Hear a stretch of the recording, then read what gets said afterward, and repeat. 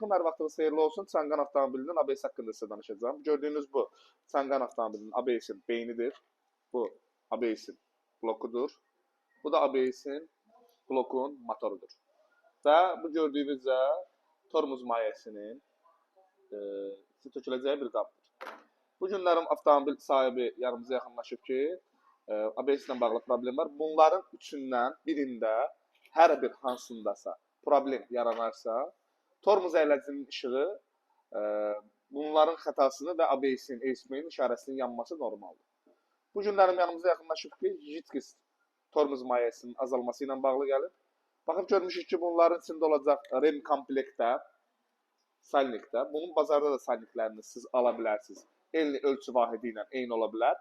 Amma siz üstünə qoyandan sonra avtomobildə sonra bir neçə dəfə tormuzlamadan sonra, riski tormuzlamadan sonra onlar tam orijinal məhsullar olmadığına görə yenidən sizin ABS-iniz sıradan çıxmış ola bilər. Biz izolasiya deyəndə çox adam hətta güya ki, mənim izolasiya dediyim danışıq tərzindən səhvlər tuturlar öz aləmlərində. Mən də olduğu kimi davam edirəm. Və biz izolasiyanı deyəndə ki, gətirin bunları yeniləyək.